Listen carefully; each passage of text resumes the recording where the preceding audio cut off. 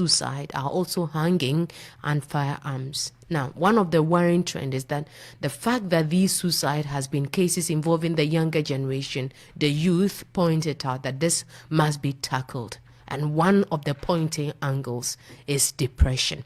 This morning in the studio with me is Madame Joyce Ifwa Arthur-Benin, mental health nurse with the University Health Services. Madame, good morning. Good morning, ma'am. And you're welcome. Thank you very much. It's a pleasure to be hosting you. I like Same you here. already. Oh, really? We seem to have a lot of similar things. don't we? Seem to have a lot of things in common, except that you are wearing a white uniform. And mine, I don't even know. Yours is also beautiful. Thank you very much. Madam, before we start the conversation, Desmond has a message to share with us on this topic. Desi. Yeah, so a friend shared this with me, and she said, I look fit, but psychologically, I'm exploding. I go through a lot. I don't know. I think it's depression. And she was trying to, dodge, if I should use that, dodge, my questions with her and all of that. But she later told me that she's seen a therapist who is taking her through some sort of, cycle to help her come out of that situation. She mentioned some huge, I'm trying to get the name of that particular mental state that she is in there.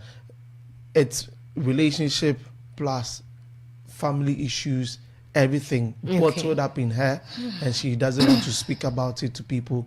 She feels, even talking to me, she had to tell me that this is confidential. I know. Yeah. I know. And Madam, yesterday somebody also sent me a message. Okay, so he doesn't care if his name is mentioned, but I care. I'm not going to mention your name. Exactly. And this gentleman says, I think I have a body, but I feel lost. Sometimes I could walk out from the bathroom only for my friends to tell me that, hey, you are not wearing your pants.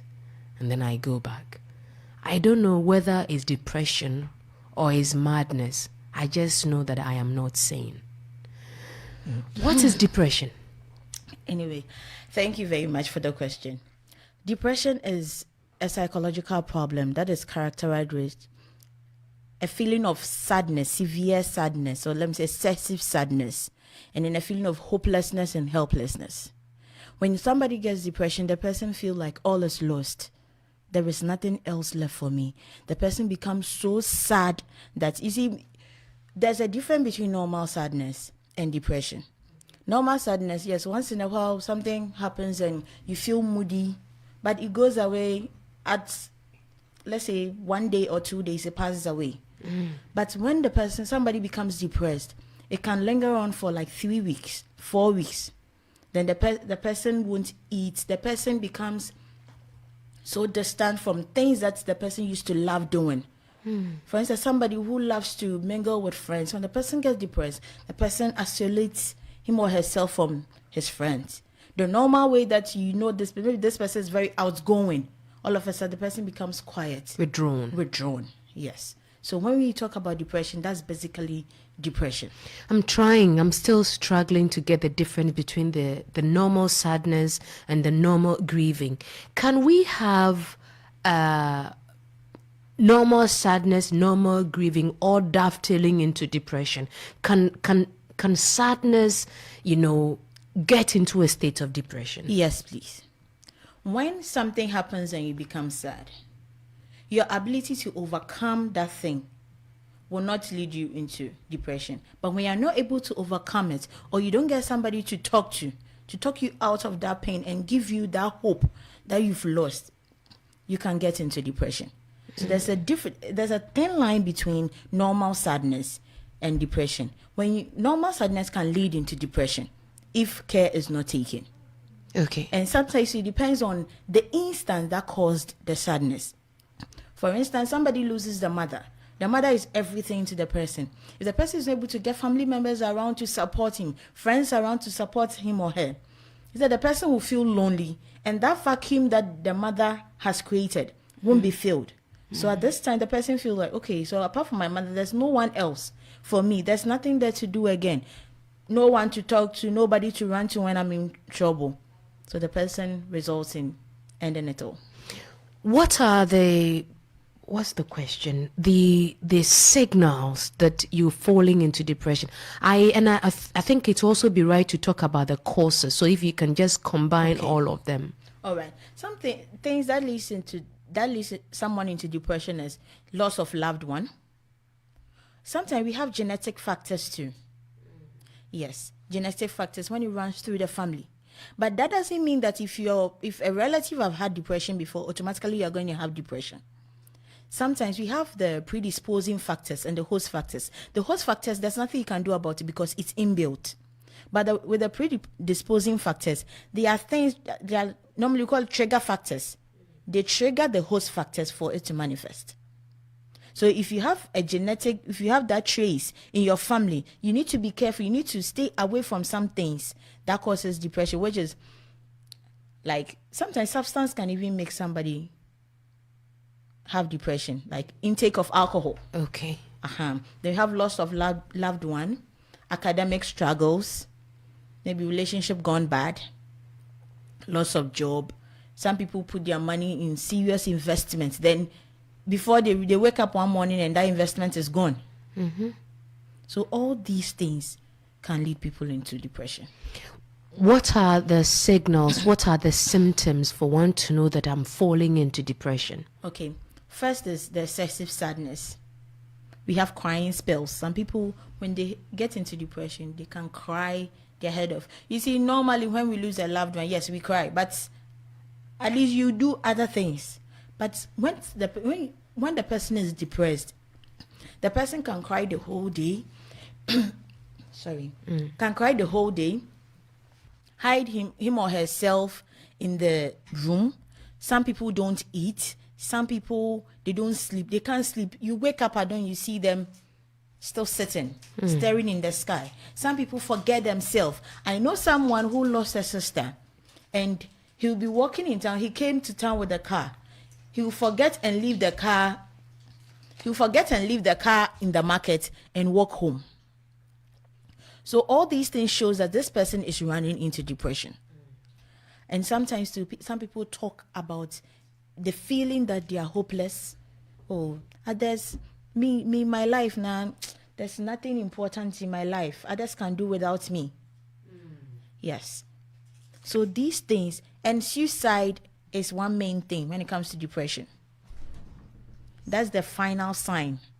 People who attempt suicide or talk about suicide. When somebody is in depression and the person doesn't seek help, the person is not helped. You see that the person start talking about, my life, there's nothing good in my life. I feel like ending it all, just like the messages that we've heard. Yeah. So if care is not taken, see that before you realize one morning you wake up and the person is gone. Yes. So somebody is listening to us this morning and the person has picked up all these signs. Or a neighbor has picked up signs of depression in another neighbor. What step must we take? What help is available for such a person? Okay, first, when you pick up those signs, you need to be persistent. Go to the person. Talk to the person. And you see, sometimes some people are so secretive that it's not they are making, that's how they are. Yeah. They are introverts. That it's so difficult for them to voice out and tell you that this is what I'm going through. So if you think you're so distant from the person is not going to confide in you. Talk to somebody who is closer to the person. This is what I've observed about your friend. And I think she needs help. If you can get closer. So get closer to the person. And if God being so, if the person volunteers to talk to you, listen more. Many a time, some of us, we are talking, yes, you've observed that this person is moody. You go and you'll be talking. When you do that, you're pushing the person away. Oh, rather? Yes. You need to listen. The moment you talk a little for her to loosen up, listen. At that moment, those who have done this therapy that I'm talking about, it's called psychotherapy. You see that the person will talk all her pain out. The voices, some will cry. Allow them. And that's not the time for you to say that there are some, we have various personalities. There are things that will break me, things that will not break you. So if something that won't break you is breaking me, and you come to me and you are telling me, this issue, this is very soon, you see that this one is just something small. No, you don't do that. When you do that, you push the person away, because already the person is feeling bad. The person is feeling down. The weight is just overbearing. The weight on the person. You telling the person that, this one is trivial, meaning you can go through and she can't go through. So meaning she's so incomplete. She's weak. Yeah, she's weak. Thank you. So some people will just end it, or you see, I said it. I'm hopeless. I'm a weakling. My friend can do this and I can't do this. Yeah. So then you listen more than talking. Listeners, would you share some experiences with us? I would activate the phone line in a 4-minute time. So 8:50, I would activate the phone line for you to share some experiences, whether yourself, your neighbor, or some perspectives that you have picked up in your community. Emmanuel White Hostel says, can you get depressed from eating a particular food? No, please. Okay. And listeners, my guest in the studio is Madame Joyce Efua Arthur Benin, a mental health nurse with the University Health Services. Emmanuel, if you, the name is Na, right? If you intended, or if you intend to share more, please do. I know that was just a question, but you're coming from a background. If you want to share your background with us, that there's a particular food, anytime you feel extremely sad, please share that with us. That might be an opening. That might be somebody's thesis to share some perspective with us. Kwabna Dankwa says, are depressed persons able to realize that they are depressed, or does it only take a specialist to diagnose them? How can the ordinary person like me help them? Madam. Okay. A depressed person can see that, yes, I'm depressed, because they feel they are not themselves. Sometimes you yourself, when you are sad, you know that, yes, I'm sad. So that's how it is. But they can't come out of it by themselves. It's like something, you are in a cage, you can't come out by yourself. So that's how depression is like. And with a normal person, as I said, get closer to them. Let them feel loved. Let them feel like somebody is there to help them. Somebody is there to listen to them. That's the first step that you should take. Because some people, the moment you see, unfortunately, maybe the sign has been with them for a long time, you're just realizing the person is at the verge of committing suicide. So that point, just take the step. Talk to the person. Give the person hope. That's the best you can do, and then refer the person to a counselor.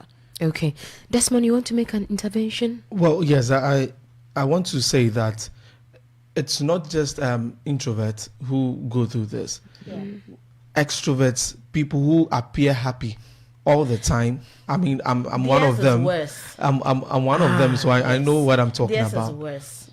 Because people know you to be a happy person, you're always going up and down. So when people see you sad, the reaction you get from others, it's like, oh, Chaliba, why are you quite like this? So you'd rather want to feign the happiness, and so that everybody will think that you're okay. But then when you get to your room, you know what you're going through, and that's why it dawns on you. That's why you get into that dark moment. And if care is not taken, if you don't speak to someone, really. Well, I should be concerned then. Desi, are you okay?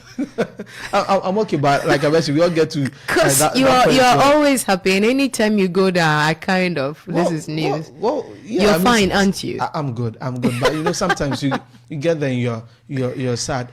Yeah. For the introverts, you know that the person doesn't speak much, so maybe it's normal. But then for the extrovert, the person is always moving about, happy and all that. And so when it gets to that point where the person feels depressed, you may not even know if the person doesn't mention it. All right. So listeners, Madam, let's pick some questions and some concerns from our listeners. People, please, we have activated the phone line. It is 0553208800. 0553208800. Remember, the segment is brought to you by Salgin Medical Center. The number 055 320 8800. If you are listening and you would also wish to write rather than to call, for those of you who are using the SMS WhatsApp line, is 0275 14 49 49. But we have the next 10 minutes ahead of us to engage with Madam Joyce Ifwa Arthur Benin to discuss all the concerns that you're coming up with. And Arba from Pedu says, good morning. I have a sister who is suffering from depression for more than 7 years, and it's been so difficult for the entire family. However, my biggest problem is that she refuses to be helped and resorts to aggressiveness when we attempt to help her, and even does not acknowledge that she needs help. When we recommend Ankafo, she gets angry. She's really suffering, and yet we are helpless. If you resort to a little force too, it's like infringing on her rights. So, madam, what should they do? Okay, now, you see, people have the stigma about Ankafo. But now Mental Health Authority has various mental health units at various hospitals. So UCC, we have a mental health unit. Bakano has a mental health unit. Adesado has a mental health unit. So if the person is comfortable coming to a general hospital, they can bring the person to the hospital and just ask for the mental health unit. When you get there, we the professionals, we know how to handle some of these cases. We know how to convince them to know that they need help. Or if possible, you can go to any mental health unit, inform them. They will come home because we do home visits. They will come home, and then gradually, as they get to familiarize themselves with us, they will budge and take the medication. So I have this gentleman whose message I read earlier, and I did not mention the name, and he's writing to me. And my brother, thank you. I'm grateful you were doing the listening. He says, I have picked some tidbits from the nurse, and thank you very much. Unfortunately, I can't share a lot of experiences on radio, but my girlfriend died unexpectedly. The family spent so much. My family spent so much. I spent so much. And after her death, I realized that this thing was happening to me. I just walk around, and then before I realize I'm at somewhere I do not even know how I got there. I had to resign from my job. And then later, when I got another job, I worked there for about 6 months, and I took leave without pay for 4 months, and I don't have any desire to go to work. I can be naked, and yet somebody knocks, I say, come in, and I'm not even aware of my environment. Please ask Auntie Ness if there is any help for me. Please, there is help for you. There is help for you. What should he do? He should just come to the hospital. If you don't want to go to Ankafo, you can come to UCC. We are there. From here, I'm going to work. Who should he ask for? The mental health unit. After we give him the medication to stabilize the mood, it's the depression that's making him feel that way. And then sometimes when you get depression, there are psychotic symptoms that comes with it. So we give you medication for those to go down. Then we refer you to the counselor to continue the psychotherapy, to pick up the pieces of your life and move on. So listeners, just a quick input. You can now call the WhatsApp SMS line, all right, in as much as you're sending messages via that line, 0275 14 49 49. You can call that line. I seem to have a little bit of a technical problem. So those of you who are calling the other line, you realize you're not getting through. Give us a call on 0275 14 49 49. And all the same, you still can write, and then we'll read your messages. So this one also says, Madam, good morning. I'm very glad about the topic you're treating today. The first message which you read earlier is exactly what I attempted to do in 2016. Mine was marital depression. Okay, unfortunately, your message is truncated.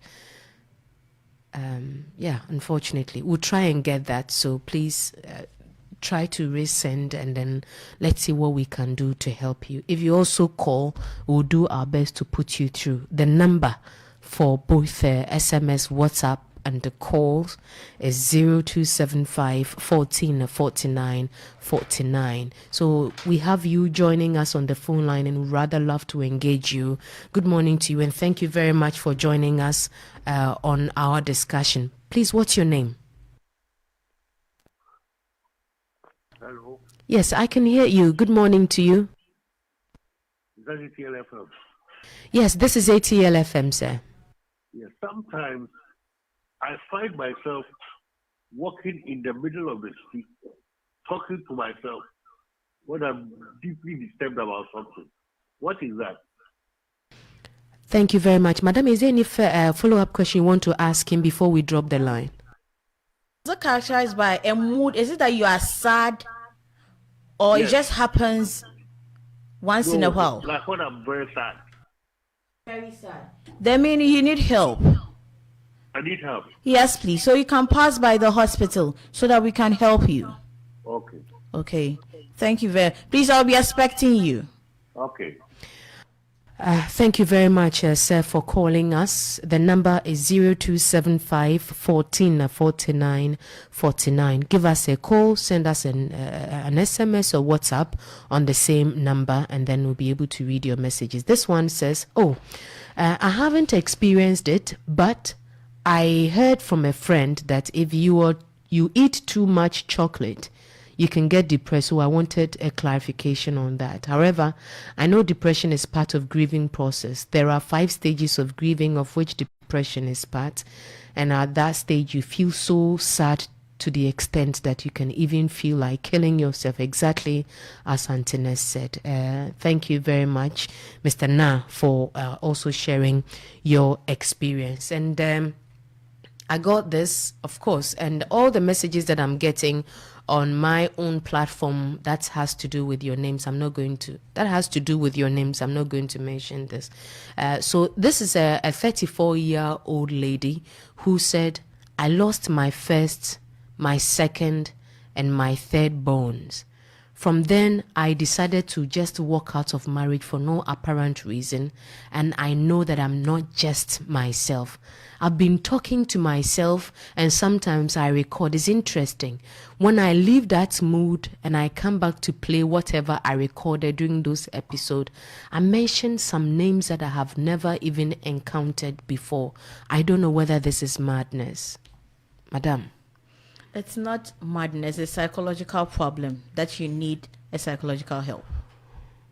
So they can just come to the hospital. There's something for confidentiality's sake or because of something I can't really dig deep on radio. When you come, there are a lot of things that happen. We have various types of mental illness. It could probably not be depression. It could be something else. So when you come, we'll do more talking. And then we'll see exactly which of the mental illnesses you are suffering from so that we can give you the deserving treatment. You have said earlier that when you come, we'll give you drugs, and then when you calm down, we'll talk to you. Yes. What are these drugs? Do they have side effects? Yes. Of course, every medication has side effects, but the advantages outweigh the disadvantages. So we'll teach you, maybe this drug, when you take it, you feel drowsy. So we'll look at the time. You're not supposed to take it if you are driving, or we'll give you low doses depending on the condition that you are in or the extent of your condition. There are some people who have suffered for this thing for a very long period of time. Yes. So that one even is a factor in the medication administration. And then those whose own are mild, they have different doses that we give them. So when you come, we educate you on the things that you're not supposed to even take when you're taking the medication. All those things we will teach you. Now, let me also know if somebody, of course, we have a lot of people who are listening to us and is suffering from, either depression or a level of sadness. How long should the person wait before he or she gets a medical profession or professional help? Okay, as I said, we are individual people. Okay, but not more than 1 week. After 1 week, if you feel like you're still in that mood, you come. Pass by the hospital. Let's talk. If we talk and we see that sometimes it's just normal sadness, but some people don't know what to do. It's not that the person still wants to feel sad, but she doesn't know what to do. And that is what is bothering the person, not what has happened, not the loss of the father or the mother. It's how am I going to carry on? How am I going to lead the rest of my life? Now the person, my breadwinner, is no more. How am I going to move on in life? So even the person talking to you and you giving the person some advice or giving the person some suggestions that the person can take alone gives the person hope.